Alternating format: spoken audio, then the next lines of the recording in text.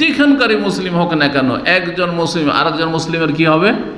হিতাকাঙ্ক্ষী হবে, কল্যাণ কামনা করবে, মঙ্গল চাইবে, দরদী হবে, তার সুখে সুখী হবে, তার খুশিতে আনন্দিত হবে, খুশি হবে, আর তার দুঃখে দুঃখিত হবে। হ্যাঁ, সমবেদনা জ্ঞাপন করবে, অন্যের ব্যথায় ব্যথিত হবে। এই জন্য নবী করিম সাল্লাল্লাহু আলাইহি ওয়াসাল্লাম আরেকটি হাদিসে বলেছেন যে পুরো মুসলিম উম্মাহ, মুসলিম জাতি হচ্ছে কাল জাসাদিল ওয়াহিদ, একটি দেহের মতো। ইজাশতাকা মিনহু উযুন, সেই দেহের একটি ছোট্ট একটি অঙ্গে যদি কোন রকমের কি হয়, কষ্ট হয়, আক্রান্ত হয়, এইখানে আঙ্গুলটা কেটে গেছে অথবা একটা কাঁটা ঢুকে গেছে, এইখানে একটা কাঁটা ঢুকে গেছে,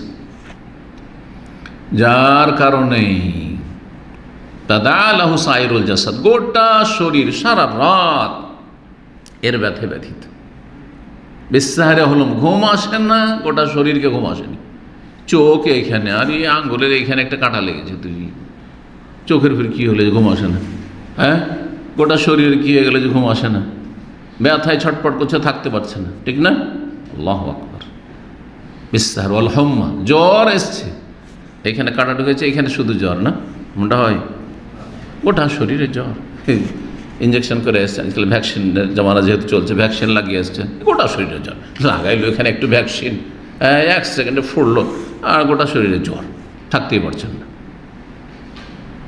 এইরকম মুসলিম জাতি। এই নয় যে আরে এরা তো ওকরানিয়ার মুসলিম, বা মরলো ওদের ভাষাও বুঝি না, কিছু বুঝি না, এরা তো জাপানের মুসলিম, এরা তো চীনের মুসলিম, উইঘর, এরা তো ফিলিস্তিনের মুসলিম।